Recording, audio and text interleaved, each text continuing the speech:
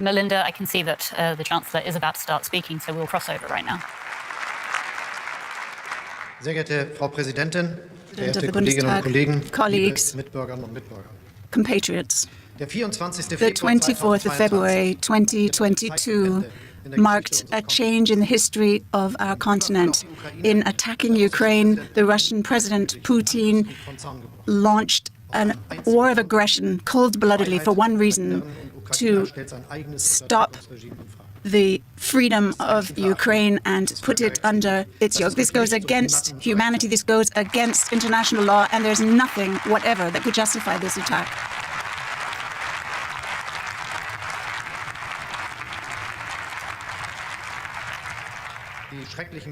The terrible images we've been seeing from Kiev, Odessa, and Mariupol show the unscrupulousness of Putin, the shocking injustice, the pain of Ukrainians. All touch us very deeply.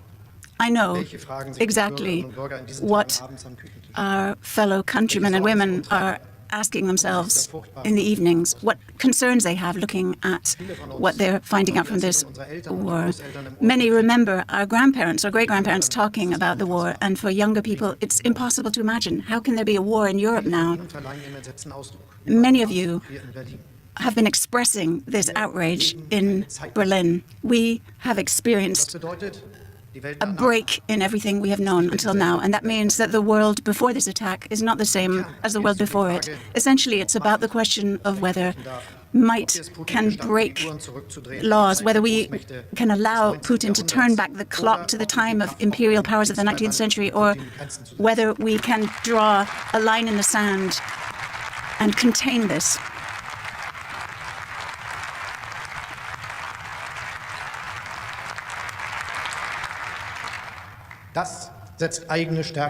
This requires strength on our part. Yes, we want to show him clear boundaries, and yes, we want to defend our democracy, our freedom, and our prosperity.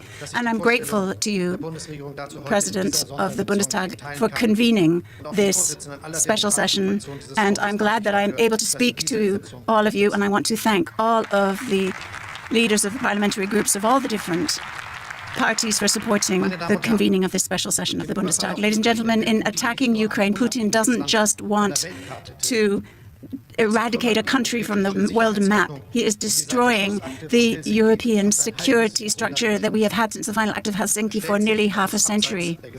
And in doing so, he is putting himself outside of the international community. Worldwide, we have worked with France to try to get the UN Security Council to name Russia's attack as what it is, namely an infamous break of international law and order. And I believe we have some success. What we have seen is that we are not alone in defending peace, and we will continue to work towards achieving this. And I'm very grateful to German Foreign Minister Baerbock for what she has achieved thus far as well in this regard.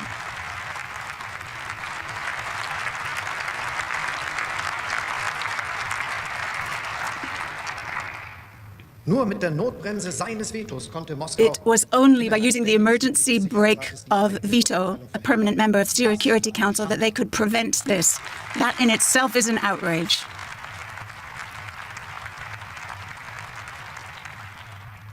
President Putin keeps talking about inviolable security, but what he's actually doing is using weapons to try to bring part of the continent under his power. And this will have an impact on the rest of Europe as well. Permanent security in Europe is not possible with Russia there. Putin is endangering this, and we need to not mince our words. We are tackling the challenge that these times have made of us with a cool head, resolutely. There are 5 approaches that we want to take. Firstly, we need to support Ukraine in its hour of desperate need. And in recent weeks and months, we have done this as much as we can. But with the attack on Ukraine, we find ourselves in a new age. In Kiev, in Kharkiv, Odessa, Mariupol, people are not just defending their homeland. They are fighting for liberty and democracy, for values that we share with them.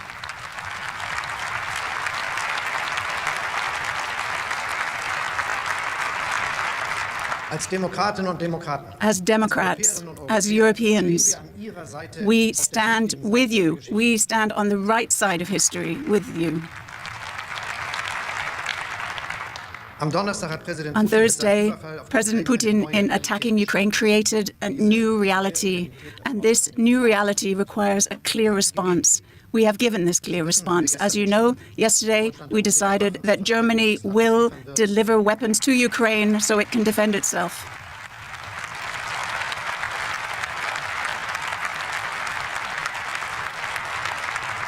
Auf Putins Aggression konnte es keine andere There Antwort. was no other response possible to Putin's aggression. Ladies and gentlemen, our second mandate is to get Putin away from this path of warring on Ukraine. It is a disaster for Ukraine, but it will prove to be a disaster for Russia too. Gemeinsam mit den EU und Together with the heads of state and government of the EU, we have approved a raft of sanctions that are unprecedented. We are cutting Russian banks, and we are taking the oligarchs' money away from them, or we're focusing on where we can do that, and there will be sanctions placed on Putin and all of those close to him when it comes to visas for members of the government. And we are excluding important Russian banks from SWIFT, from the SWIFT system. We decided on this yesterday, and we are going to take this significant step. Machen wir uns nichts vor. Let's not kid ourselves for a minute, though. Putin will not change his course overnight. Sehr bald. But hopefully, very soon, the Russian leadership will feel what high price they will have to pay for this. In recent weeks, there's been a 30% plummeting on the Russian stock markets, and that shows that our sanctions are working. And we are perfectly happy to consider any other kind of sanction that we may put in place. And everything is on the table. The question remains as to what will hurt those responsible most, the ones who are to blame, and not the Russian people.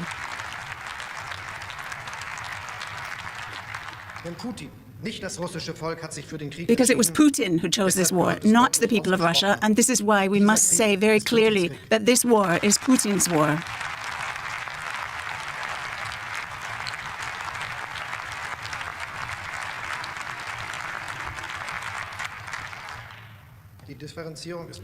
And it's important for me to differentiate here, because the reconciliation between Germany and Russia remains an important chapter of our post-war history.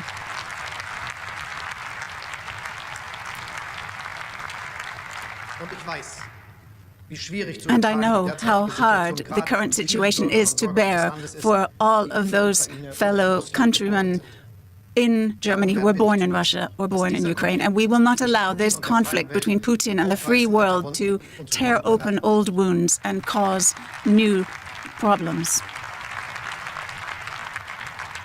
And there's another thing we mustn't forget. In many Russian cities, plenty of citizens demonstrated against Putin's wars, risking arrest and risking physical harm to themselves. That took a great deal of courage, and we respect this.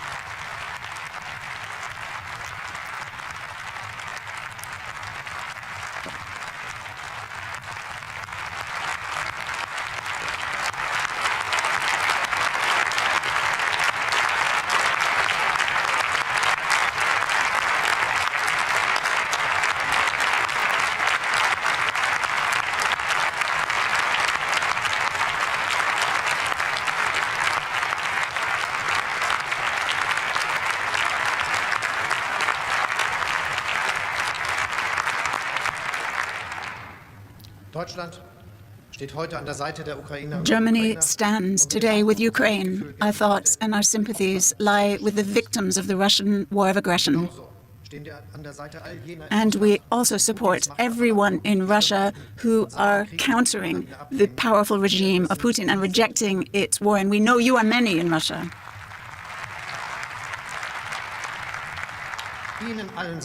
And I say to all of you, do not give up. I am certain that liberty, tolerance and human rights will prevail in Russia.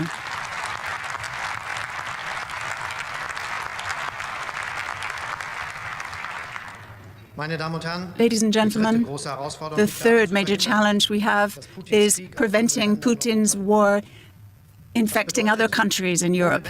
And that means, without any ifs, ands, and buts, we are completely committed to the Mutual Defense Clause and our collective security guarantee in NATO. And I assured this to those in Eastern Europe who worry about their own security. President Putin must not underestimate our resoluteness. We will defend the NATO territory on the basis of our collective security guarantee, inch for inch. And we mean this absolutely certainty. In taking a country into Ukraine, the will that we have as an alliance is to defend this country as we would defend ourselves.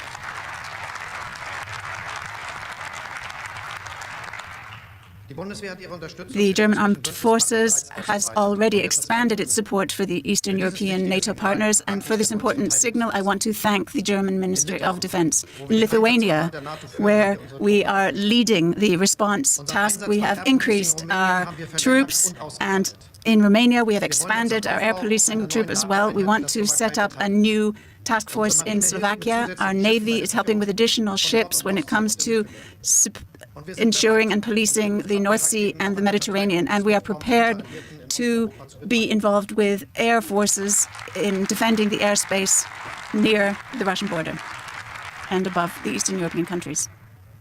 Our soldiers are men and women who have not had much time to prepare for these operations. Let me say, and on behalf of all of you here, I'm sure, thank you.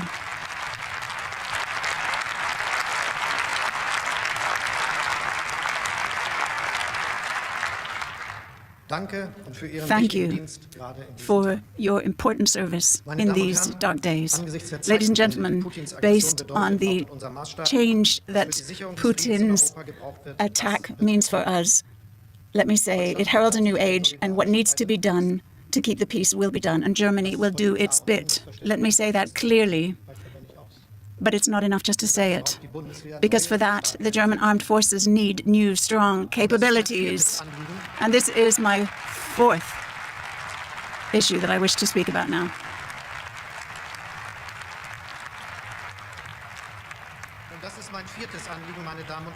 This is the fourth thing I wish to speak to you about today. If you read the decrees that distort history that Putin has written, if you look at his statement that he made in TV describing his attack, and that, although I had just spoken to Putin for hours, anyone who has read what Putin says can have no doubt that Putin wants to create a Russian empire. He wants to recreate the order within Europe, and he has no fear of using military might to achieve it. And we're seeing this in Ukraine today. So we have to ask ourselves, what capabilities does Putin's Russia have, and what capabilities do we need in order to counter this threat today and in the future?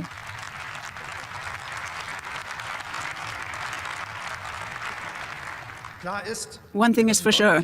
We need to invest considerably more in the security of our country in order to defend our liberty and our democracy in this way as well.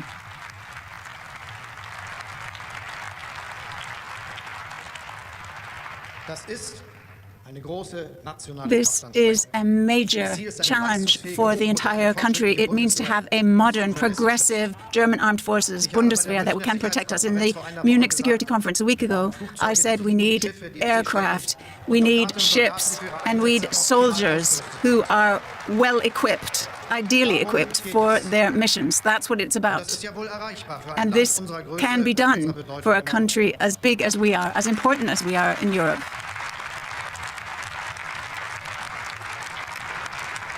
But let's not kid ourselves. Better equipment, more personnel, all of this costs a lot of money. And for that, we will set up a special fund for the German armed forces, and I'm grateful to German Finance Minister Lindner for his support in this.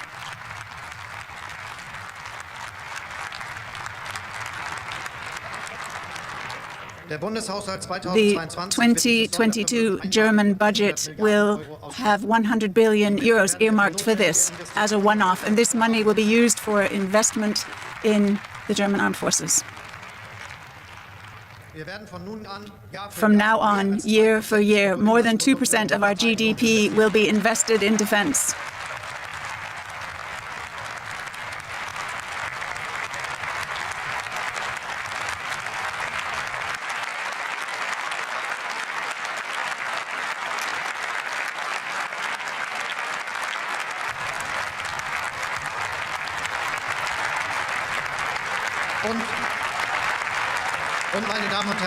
And, ladies and gentlemen, and I am addressing all parliamentary groups of the German Bundestag, let us approve this in our basic law. Eines will ich hinzufügen. Something I would like to add at this point is we are not just aspiring to this goal because we have committed to this in our allies to increase our defense spending up to 2% of our GDP. We are doing it for ourselves. We are doing it for our own security.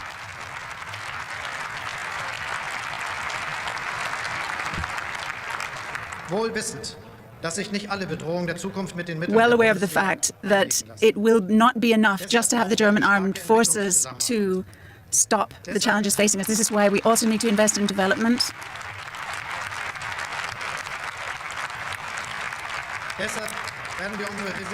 And this is why we also need to strengthen our resilience technically and socially in order to be more resilient against cyber attacks on our communication systems.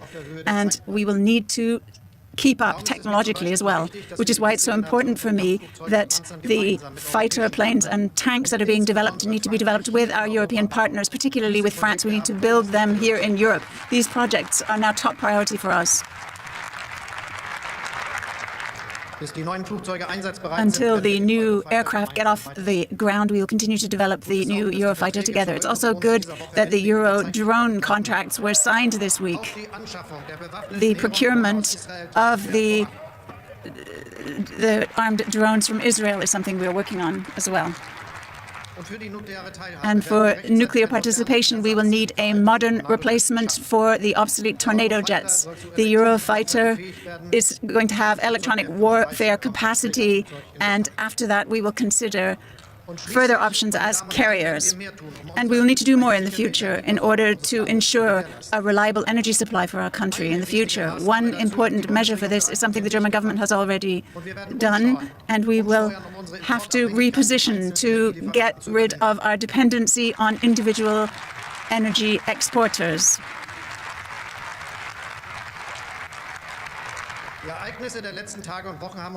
The events of recent days and weeks have shown us that a responsible energy policy looking to the future isn't just something that's important for our economy and for our environment, it is also decisive for our security.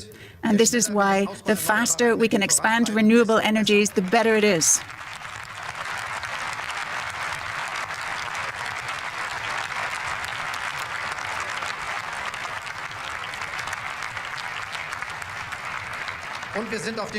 And we have set the right course as an industrial country. Until 2045, we want to become a zero-carbon industry.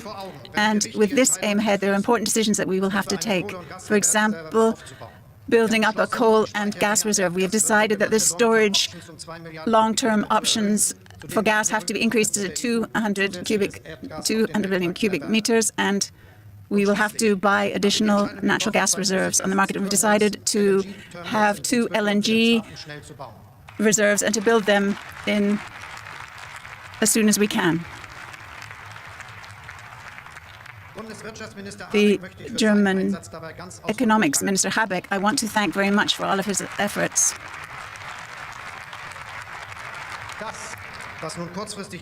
What was necessary in short term can be connected to what we needed long term anyway to achieve a successful transformation. An LNG terminal where natural gas comes to today can take on green hydrogen tomorrow.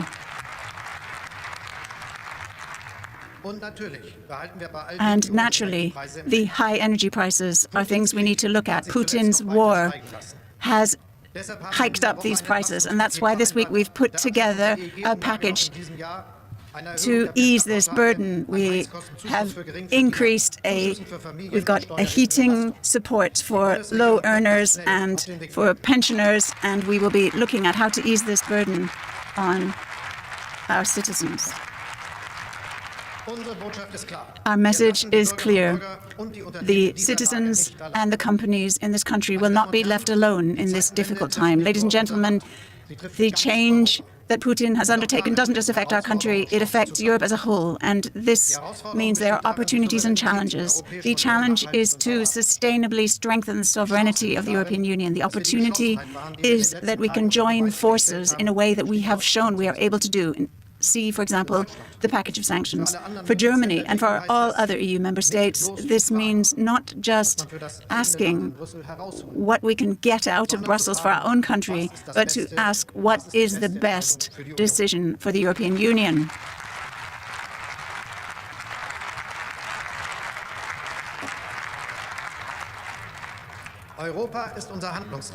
Europe is our foundation, and only if we understand that will we be able to tackle the challenges facing us. And this brings me to my final point, the fifth one. Putin's war means a break for our foreign policy as well. As much diplomacy as possible without being naive, this aspiration remains. Not being naive, however, also means not speaking just for the sake of doing it. For a true dialogue, there needs to be a willingness on both sides. And there is no willingness on Putin's side. And it's not just been the last few weeks and days that this has been the case. And what does this mean for the future? We will not refuse to speak to Russia, not even in this extreme situation. It remains the job of politicians to keep diplomatic channels open. Anything else would be irresponsible. Ladies and gentlemen, we know what we support based on our own history, what we want. We want peace in Europe. We will never accept violence as a means of policy making. We will always push for a peaceful solution of conflicts. And we will work until there is peace in Europe once again.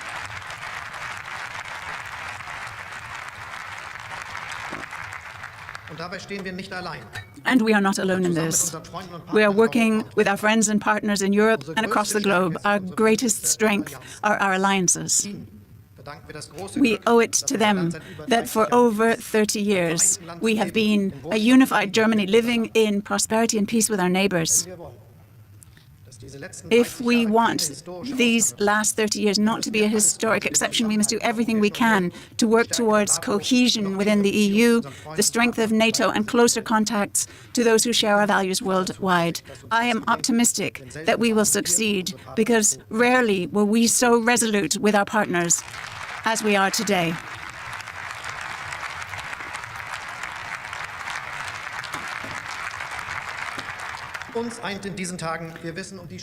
We know how strong free democracies can be. We know what really can survive in these times. And this is why I want to thank you and all of the parliamentary groups in this parliament who have clearly condemned this Russian attack on Ukraine as what it is, an attack on a country, a war of aggression that is not justified by anything. And I think our motion today makes that very, very clear. And I want to thank all of you who have shown clearly that they are against Putin's war here in Berlin and elsewhere, who have demonstrated against it. And I want to thank everyone who in these times support us for a free, open, just, peaceful Europe. We will defend it.